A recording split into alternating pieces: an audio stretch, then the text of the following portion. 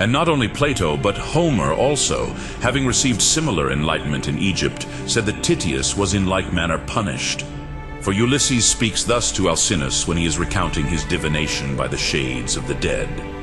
There Titius, large and long in fetters bound, o'erspread 9 acres of infernal ground.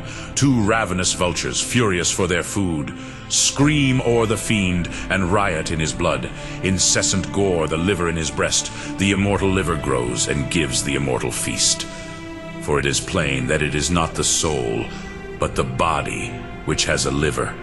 And in the same manner he has described both Sisyphus and Tantalus as enduring punishment with the body. And that Homer had been in Egypt and introduced into his own poem much of what he there learned, Diodorus, the most esteemed of historians, plainly enough teaches us. For he said that when he was in Egypt he had learned that Helen, having received from Theon's wife, Polydamna, a drug, lulling all sorrow and melancholy, and causing forgetfulness of all ills, brought it to Sparta. And Homer said that by making use of that drug, Helen put an end to the lamentation of Menelaus, caused by the presence of Telemachus. And he also called Venus golden, from what he had seen in Egypt. For he had seen the temple which in Egypt is called the Temple of Golden Venus, and the plain which is named the Plain of Golden Venus. And why do I now make mention of this? To show that the poet transferred to his own poem much of what is contained in the divine writings of the prophets. And first he transferred what Moses had related as the beginning of the creation of the world. For Moses wrote thus, "In the beginning, God created the heaven and the earth, then the sun and the moon and the stars.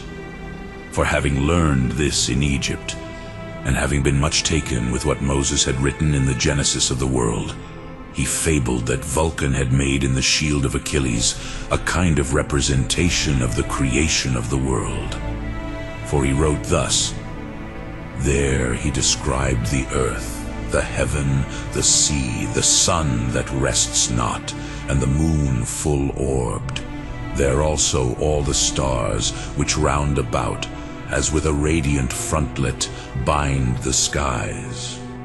And he contrived also that the garden of Alcinous should preserve the likeness of paradise, and through this likeness he represented it as ever blooming and full of all fruits. For thus he wrote, tall, thriving trees confess the fruitful mold. The reddening apple ripens here to gold. Here the blue fig with luscious juice o'erflows. With deeper red the full pomegranate glows. The branch here bends beneath the weighty pear, and verdant olives flourish round the year. The balmy spirit of the western gale eternal breathes on fruits untaught to fail. Each dropping pear a following pear supplies. On apples, figs on figs arise. The same mild season gives the blooms to blow, the buds to harden, and the fruits to grow. Here ordered vines in equal ranks appear, with all the united labors of the year.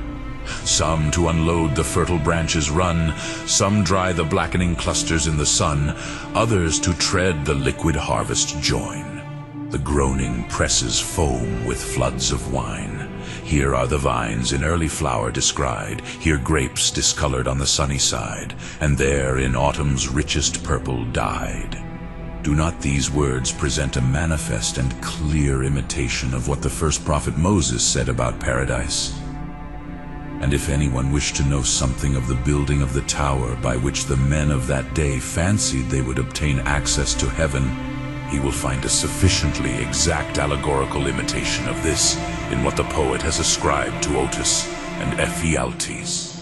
For of them he wrote thus, proud of their strength and more than mortal size, the gods they challenge and affect the skies.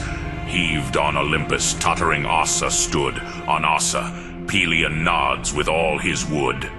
And the same holds good regarding the enemy of mankind who was cast out of heaven, whom the sacred scriptures call the devil, a name which he obtained from his first devilry against man, and if anyone would attentively consider the matter, he would find that the poet, though he certainly never mentions the name of the devil, yet gives him a name from his wickedest action. For the poet, calling him 8, says that he was hurled from heaven by their God, just as if he had a distinct remembrance of the expressions which Isaiah the prophet had uttered regarding him. He wrote thus in his own poem: "And seizing by her glossy locks the goddess 8, in his wrath he swore that never to the starry skies again, and the Olympian heights he would permit the universal mischief to return. Then whirling her around, he cast her down to earth. She, mingling with all works of men, caused many a pang to Jove.